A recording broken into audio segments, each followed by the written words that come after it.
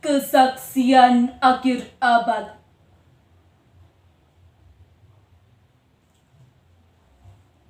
Ratap tangis menerpa pintu kalbuku. Bau anyir darah mengganggu tidur malamku. Oh tikar tafakur, oh bau sungai Tohor yang kotor. Bagaimana aku bisa membaca keadaan ini? Di atas atap kesepian nalar pikiran yang digalaukan oleh lampu-lampu kota yang bertengkar dengan malam, aku menyerukan namamu. Wahai para leluhur Nusantara, oh Sanjaya, leluhur dari kebudayaan tanah. Oh Purnawarman, leluhur dari kebudayaan air. Kedua wangsamu telah mampu mempersekutukan budaya tanah dan air. Oresi Kuturan, Oresi Nirarta, empu-empu tampan yang penuh kedamaian,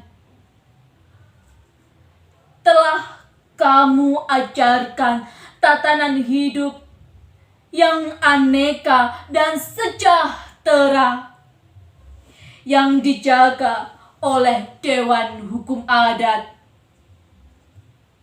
Oh, bagaimana bisa aku mengerti bahasa bising dari bangsaku kini?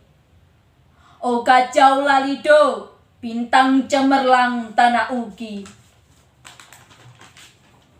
Negarawan yang pintar dan bijaksana, telah kamu ajarkan aturan permainan di dalam benturan-benturan keinginan yang berbagai ragam di dalam kehidupan. Ade, bicara, rapang, dan wari. Oh, lihatlah wajah-wajah berdarah dari rahim yang diperkosa, muncul dari puing-puing tatanan hidup yang porak-poranda. Kejahatan kasat mata tertawa tanpa pengadilan. Kekuasaan, kekerasan beranak dan berdahak di atas bendera kebangsaan. Oh anak cucuku di zaman cybernetik, bagaimana akan kalian baca prasasti dari zaman kami? Apakah kami akan mampu menjadi ilham kesimpulan, ataukah justru kami menjadi sumber masalah di dalam kehidupan?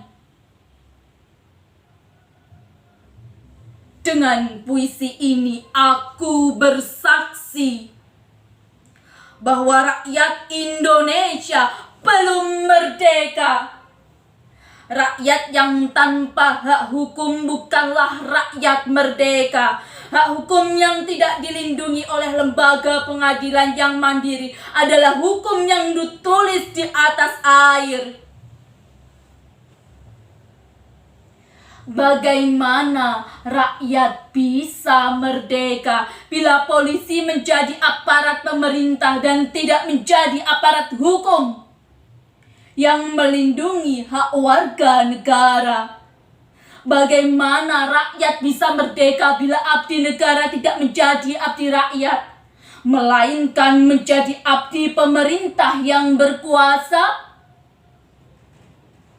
Bagaimana rakyat bisa merdeka bila hak pilih mereka dipasung? Tidak boleh memilih secara langsung.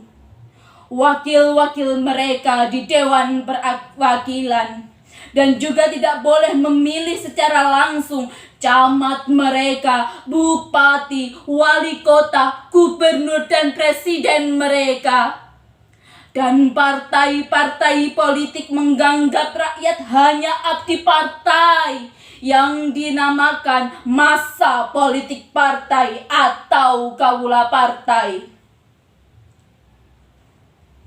Bagaimana rakyat bisa merdeka bila pemerintah melecehkan perdagangan antar daerah dan mengembangkan merkantilisme Dendels, sehingga rela menekan kesejahteraan buruh, petani, nelayan, guru, dan serdadu berpangkat rendah?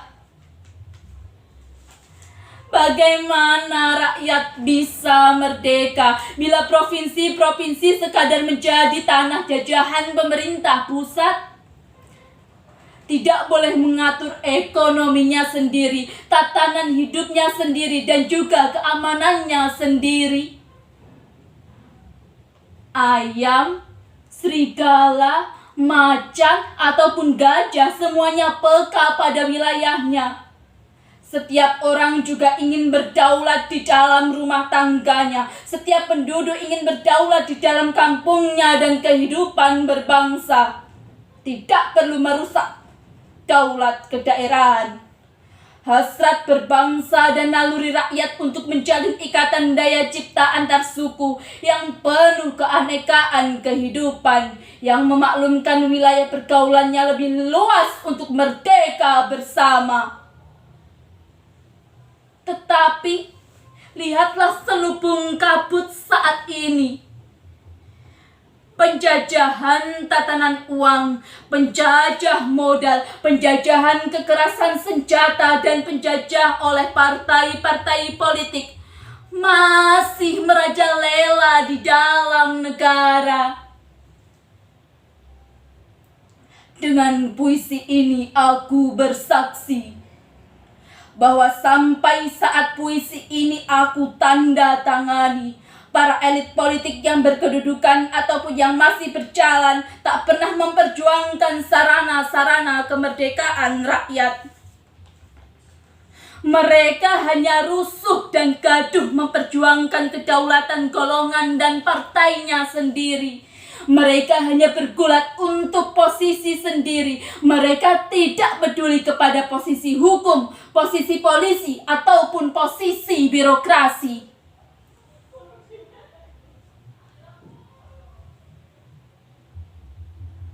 Dengan picik mereka akan mendaur ulang malapetaka bangsa dan negara yang telah terjadi. Oh Indonesia! Ah, Indonesia! Negara yang kehilangan makna, rakyat sudah dirusak tatanan hidupnya, berarti sudah dirusak dasar peradabannya. Dan akibat dirusak pula kemanusiaannya, maka sekarang negara tinggal menjadi peta. Itu pun peta yang lusuh dan hampir sobek pula. Pendangkalan kehidupan bangsa telah terjadi. Tata nilai rancu, dusta, pencurian, penjarahan, dan kekerasan halal. Manusia sekadar semak belukar yang gampang dikacau dan dibakar. Paket-paket pikiran mudah dijajakan. Penalaran amanah yang salah mendorong rakyat terpecah belah. Negara tak mungkin kembali diutuhkan tanpa rakyatnya dimanusiakan. Dan manusia tak mungkin menjadi manusia tanpa dihidupkan hati nuraninya. Hati nurani adalah hakim adil untuk diri kita sendiri.